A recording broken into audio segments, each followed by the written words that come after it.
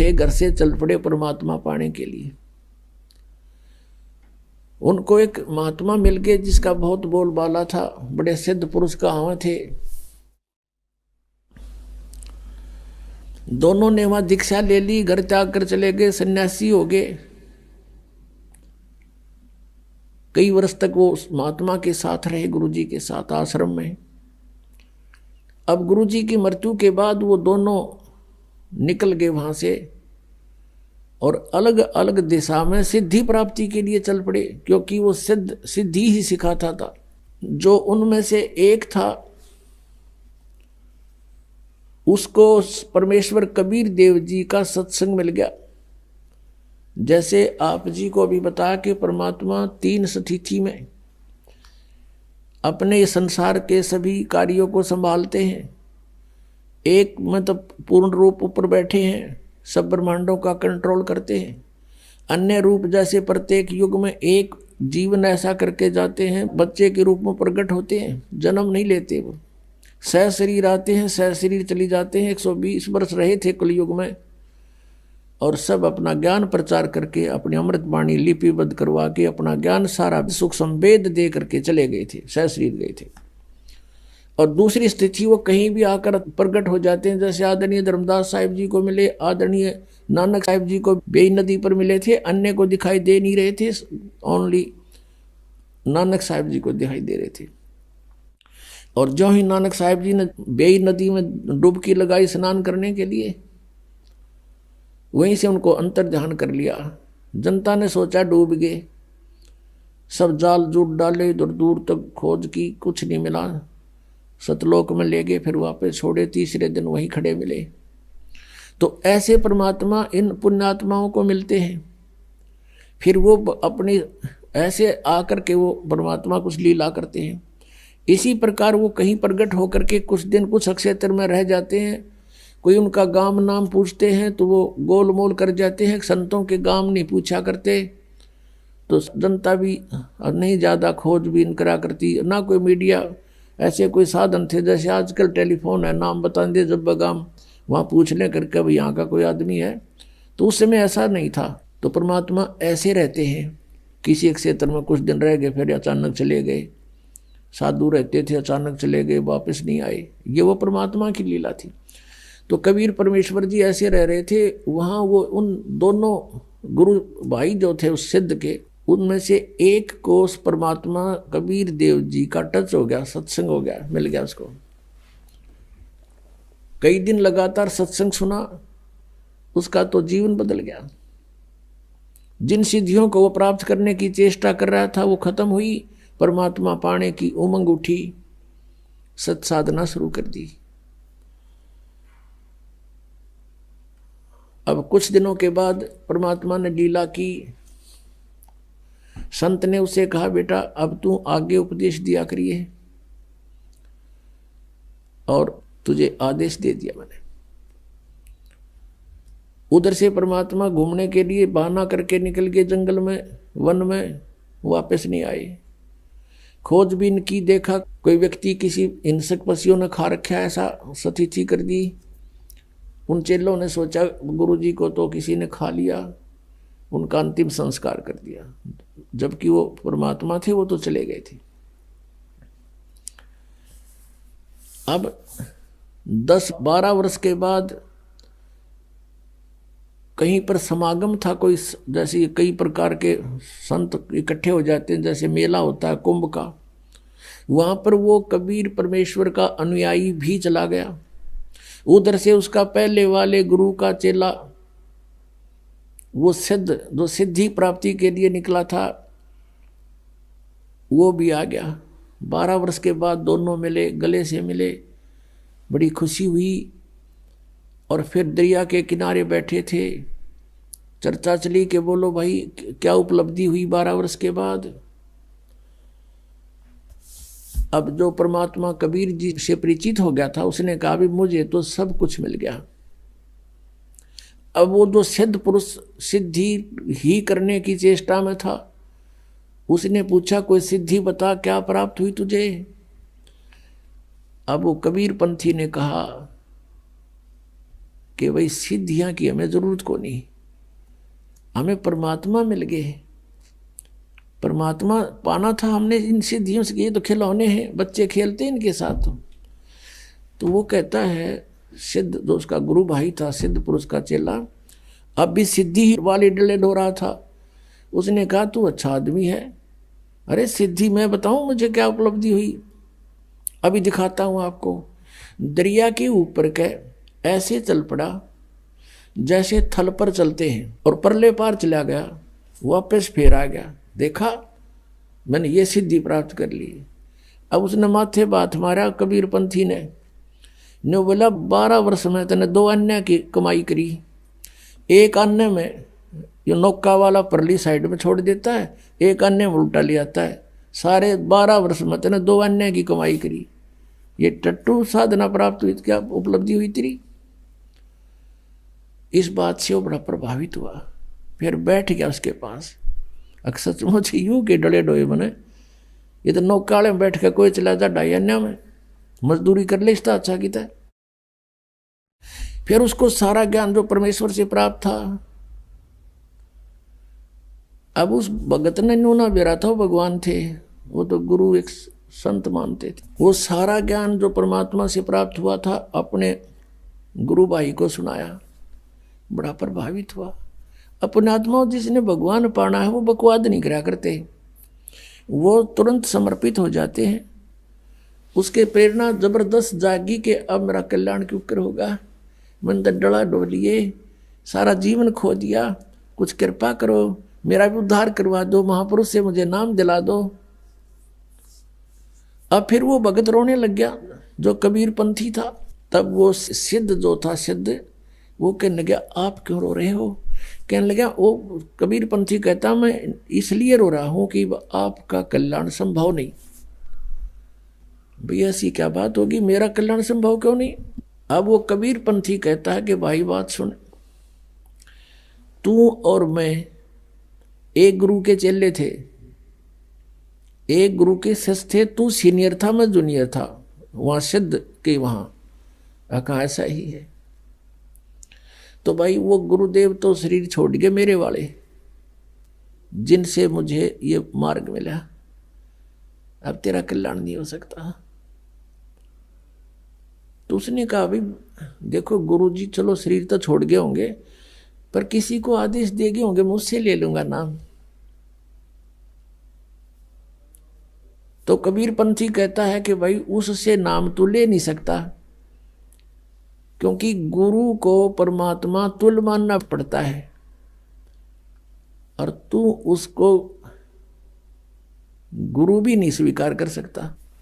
अब वो सिद्ध पुरुष कहता है कि बात सुन भाई, मैं निकला हूं भगवान पाने के लिए, और मुझे आप किसी से दिला दो ये नाम, मैं उसको सिर पर रखूंगा, मुझे परमात्मा चाहिए।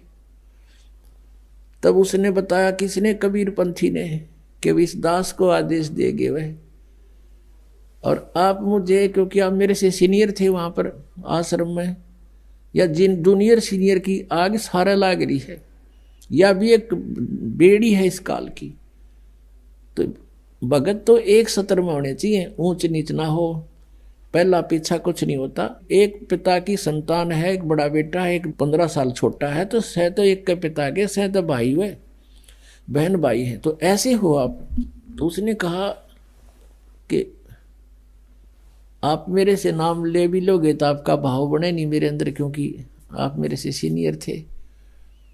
चरण पकड़ दिए, इन्होंने बोला अरे इस तो बढ़िया बात है, और कहाँ होगी, मेरा खुद जो ना गुरु भाई, मेरा गुरु, आज से मैं आपका दास, आप मेरे भगवान, मैंने नाम दो। तो नाम दे दिया, दीक्षा दी, और दोनों का अपना उन्होंने खूब जैसी साधना की, खूब बढ़िया कल्याण मार्ग पर चले। अब क्या बताते हैं परमात्मा, शब्द महल में सिद्ध 24 हंस बिछोड़े बिसवे 20। अब जिनके पास सिद्धि हो जाती है वो प्रभु पाक जाते हैं, सैकड़ों आदमी प्रशंसक हो जाते हैं, उस महाराज ने यूँ कर दिया, उस महाराज ने यूँ कर दिया, उसका नाश कर दिया, वहाँ बैठे ने आग लगा दी, यही से काम करा करते। अब क्या बताते हैं, शब्द महल में सिद्ध 24, हंस बिछोड़े विश्वे बीसा। अब प्रभु पाक गया, लाखों लोग हजारों लोग प्रशंसक हो गए, वो फिर भगवान बन जाता है। तो वो भगवान बन गया तो भगवान तो एक कह रहेगा, दूसरा बन ही नहीं सकता, तो परमात्मा दूर हो जाता है। कहते हैं ये सिद्धियां जो आपके अंदर मान बढ़ाई पैदा कर देती हैं, भगवान से दूर कर देती है, हंस को बिछोड़ देती है, बिछुड़ जाता है भगवान से, दूर चला जाता है। शब्द महल में सिद्ध 24, हंस बिछोड़े विश्वे बीसा। विश्वे बीस माने कति पक्कम पक्का, 100% जीव का नाश करती है, भगवान से दूर कर देती है। ये सिद्धियां की जो चौधर है, एक सिद्धि सुर देव मिलावे, एक सिद्धि मन वृत्ति बतावे, एक सिद्धि हो पौन स्वरूपी, एक सिद्धि हो वे अनुरूपी, एक सिद्धि निस्वासर जागे, एक सिद्धि सेवक हो आगे, एक सिद्धि सुरगापुर ध्यावे, एक सिद्धि सब घट छावे, एक सिद्धि सब सागर पीवे, एक सिद्धि जो बहुजुग जीवे, एक सिद्धि जो उड़े आकाशा, एक सिद्धि परलोक के बासा, एक सिद्धि कष्ट तन जारा, एक सिद्धि तन हंस नियारा, एक सिद्धि जल डूब न ला जाई, एक सिद्धि जल पैर न लाई, एक सिद्धि बहु चोले धारे, एक सिद्धि नीतत विचार, एक सिद्धि पांचों तत् नीरम, एक सिद्धि हो बजर शरीरम, एक सिद्धि पीवे नहीं खाई, एक सिद्धि जो गुप्त छुपाई, एक सिद्धि ब्रह्मांड चलावे, एक सिद्धि सब नाद मिलावे, एता खेल खिलारी खेले, सो हम हंसा प्रगट बेले, 24 को ना मन चावे, सो हंसा शब्द अतीत कहावे, प्रसिद्धि पूर्ण पटरानी, सतलोक की कहूँ निशानी, सतलोक सुख सागर पाया, सतगुरु भेद कबीर लखाया, परमहंस देखो परवाना, जन कहता दास गरीब दीवाना। अब क्या बताया है कि एक सिद्धि मन वृत्ति बतावे कि मन के अंदर आपने के सोच रखा है। तो हम कहते हैं ये सिद्धियां हमें इनकी आवश्यकता नहीं। एक सिद्धि निस्वासर जागे, एक सिद्धि सेवक हो आगे, एक सिद्धि दिन रात जागने की प्राप्त हो जाती है। और हम भक्ति अध्यात्म ज्ञान से इतने दूर हैं, अध्यात्म ज्ञानहीन हैं हम जरा से भी किसी संत या भक्त में ऊट पटांग सा देख लेते हैं, हम उसके साथ चिपक जाते हैं, प्रभावित हो जाते हैं। एक गांव है खेड़ी दमकन, गोहाना के पास, दास के वहाँ मामा जी हैं। तो वहाँ देखा, वहाँ कथा सुनी उनकी कि एक डेरा बना हुआ गीसा पंथियों का। गीसा आदरणीय गीसा साहिब जी को परमेश्वर कबीर देव जी आकर मिले थे और उन्होंने फिर परमात्मा से प्राप्त ज्ञान को लिपिबद्ध भी किया है, कुछ वाणी भी बोली है। उन्हीं का एक शिष्य था, तो उन्होंने उस अपने आदरणीय गीसादास साहिब जी की शिष्यता हो गया, लेकिन वचन नहीं माना उसने, अपने हिसाब से हठ योग करता रहा। नेकी राम नाम था उनका, नेकी राम जी। उसने सिद्धि प्राप्त कर ली हठ योग करके, दिन रात सोए नहीं।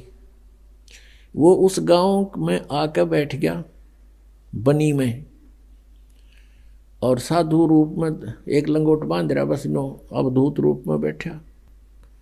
गांव के नगर के लोग जाते हैं, देखते हैं कि महाराज तो दिन रात सोता नहीं।